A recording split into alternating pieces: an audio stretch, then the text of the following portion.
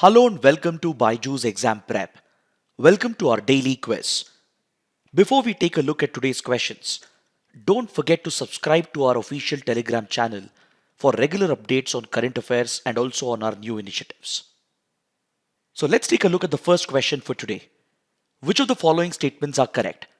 A constitution bench of the Supreme Court decriminalized homosexuality in the Shreya Singhal case of 2015. The Special Marriage Act of 1954 currently allows solemnization of same-sex marriages under it.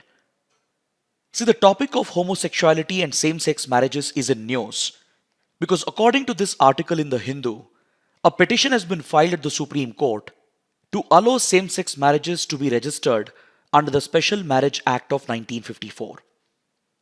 The petitioners, whom you can see in this image, have filed this appeal on behalf of the LGBTQ+ community following the decriminalization of homosexuality in the landmark Navtej Singh Johar case of 2018, which was delivered by a constitution bench of the Supreme Court.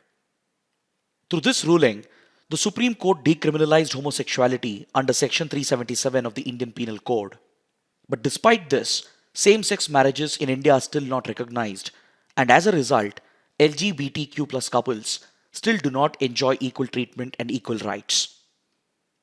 The Special Marriage Act of 1954 allows for special marriages to be registered for couples who cannot marry under their respective religious personal laws. It essentially enables interfaith and intercaste marriages, and hence the petitioners have sought the inclusion of same-sex marriages as well under the provisions of the Special Marriage Act of 1954. Their argument is that by not recognizing same-sex marriages under the Special Marriage Act, it is leading to discrimination against same-sex couples as compared to heterosexual couples. This denies them equal rights, and hence, the petitioners have sought to make the Special Marriage Act gender neutral, which could enable people of any sexual orientation to get married to each other. So with this understanding, we can easily say that both the statements are incorrect, and hence option D is the right answer. See, the Shreya Singhal case of 2015 dealt with the controversial Section 66A of the IT Act, which was declared as unconstitutional by the Supreme Court. Now moving to the second question. The shoreline of this lake is encompassed by a boulevard lined with Mughal-era gardens, parks, houseboats and hotels. Scenic views of the lake can be witnessed from the shoreline Mughal gardens, such as Shalimar Bagh, Nishat Bagh, etc., which were built during the reign of Mughal Emperor Jahangir, and from houseboats cruising along the lake which have colorful shikaras. During the winter season, the temperature can sometimes reach as low as minus 11 degrees Celsius and ends up freezing the lake. This description refers to the Dal Lake, Mansar Lake, Vular Lake or the Gatsar Lake. The correct answer is option A. This is describing the Dal Lake in Srinagar, which is an urban lake and happens to be a major tourist spot. And we have taken up this topic because the Hindu carries an image depicting the Dal Lake in the winter season as sub-zero temperatures are being recorded in Srinagar. The Dal Lake, as given in the description, is known for its picturesque settings in the midst of the Himalayas and is adorned with Mughal-era gardens on the shoreline. The Dal Lake is also known for the houseboats which come with the colorful shikaras and happens to be a major tourist attraction. However, the lake has been facing a lot of pressure due to illegal encroachment and also due to eutrophication, due to the mixing of polluted sewage water into the lake. Now let's take up the third question. Which among the following states does not enjoy the special category status? Is it Arunachal Pradesh or Nagaland, Punjab or Uttarakhand? Amongst the given options, the correct answer is option C. It is Punjab which does not enjoy the special category status. See, this topic is in news because according to this article in The Hindu, Punjab, which is a border state that shares an international border with Pakistan, has sought additional funding of 2,500 crore rupees for various developmental activities, and it has justified the demand by claiming that it is a border state.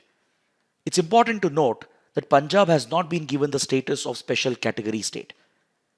See, in the Indian Constitution, there is no such provision to recognize any state as a special category state.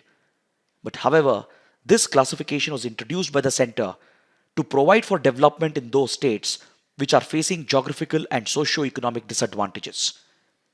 This category was introduced for the first time in 1969 based on the recommendations of the Fifth Finance Commission, which sought to provide preferential treatment to few special category states in the form of central assistance and tax breaks, along with establishing special development boards, along with extending reservation in order to account for the developmental disadvantages faced by few states. The rationale behind providing the special status was based on the fact that some states inherently have a low resource base and they cannot mobilize enough resources on their own for development. To identify these special category states, a formula was devised by Dr. Gadgil Mukherjee, the then Deputy Chairman of the Planning Commission, and accordingly the formula has been known as the Gadgil formula. So those states which suffer from these criteria can be recognized as special category states. States which have a hilly difficult terrain, a low population density or sizable share of tribal population, strategic location along borders with neighboring countries, states suffering from economic and infrastructural backwardness, and states having non-viable nature of state finances. These states can be recognized as special category states, and the powers to grant this status was vested with the National Development Council, which comprises of the Prime Minister, Union Cabinet Ministers, Chief Ministers and members of the erstwhile Planning Commission. Initially, 3 states, that is Assam, Nagaland and J&K, were granted special status back in the 1970s. Later, 5 more states were added under this category, which included Himachal Pradesh, Manipur, Meghalaya, Sikkim and Tripura. In 1990, Arunachal Pradesh and Mizoram were also added, and in 2001, Uttarakhand was also recognized as a special category state. But however, after the Planning Commission was dissolved by the Modi government and after it was replaced with the Niti Aayog, based on the recommendations of the 14th Finance Commission, the Gadgil formula more or less has been disbanded, and these special grants have more or less been stopped. Now let's take a look at the 4th question. National Milk Day is marked on 26 November, and in this context, examine which of the below statements are correct. It is marked to commemorate the birth anniversary of the father of the White Revolution in India, Dr. Verghese Kurian. It celebrates the importance of milk in a human's life and spreads awareness on the benefits of drinking milk. It aims to strengthen the dairy sector by increasing the production of milk products. All the 3 statements are correct with regard to commemoration of National Milk Day, and hence option D is the correct answer. See, the 26th of November every year is marked as National Milk Day to commemorate the birth anniversary of Dr. Verghese Kurian, also known as the Milkman of India and the father of White Revolution, who revolutionized the dairy sector with cooperative farming. The day is used to mark the importance of milk in humans' life and health and spread awareness about its benefits, and also to strengthen dairy sector by increasing the production of milk products. Hence all the statements are correct, and we took up this question because according to this press release from the Ministry of Fisheries, Animal Husbandry and Dairying, the ministry is launching several initiatives to strengthen the dairy sector on the occasion of National Milk Day. Now let's take a question from the 2018 prelims paper. With reference to genetically modified mustard developed in India, consider the following.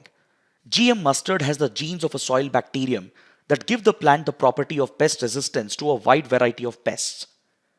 GM mustard has the genes that allow the plant cross-pollination and hybridization.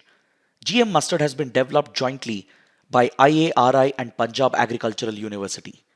Amongst the given statements, statement 1 and 3 are incorrect, and hence option B is the correct answer, that is 2 only. See, GM mustard is developed by using 3 genes, that is Barnase, Barstar and Bar, which are drawn from Bacillus amelia-liquefacinus for hybrid seed production. The Barnase gene confers male sterility to a plant in which it is inserted, and the Barstar gene restores the fertility to produce fertile hybrid plants and seeds. This makes the first statement incorrect. However, the second statement is absolutely right, as it allows for plant cross-pollination and hybridization. The third statement is incorrect because it was developed by Delhi University as part of a project funded by Department of Biotechnology. Now coming to the fact of the day, let's talk about India's push for millets, as this topic has been covered in detail by the Indian Express. Next year, that is 2023, is being marked as the International Year of Millets, and India is gearing up to mark this event by promoting the adoption and production of millets. So in this context, we need to understand why millets are significant and why India has been trying to push greater production and consumption of millets. See, millets refers to small grain cereals like sorghum or jowar, pearl millet or bajra, foxtail millet or kangni or Italian millet, little millet that is kutki, kodu millet, finger millet or ragi, proso millet or china or common millet, barnyard millet and brown top millet. These small grain cereals are considered as nutritional powerhouses, and they were amongst the first crops to be domesticated by human civilization. There is ancient evidence available to indicate that millets were cultivated in the Indus Valley civilization as well, along with similar documented evidences in Africa, China, and Japan.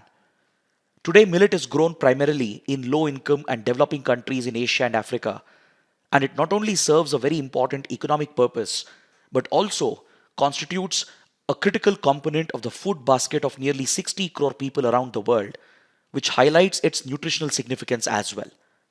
Today, millets are grown in more than 130 countries, and it is part of several traditional cuisines in Asia and Africa.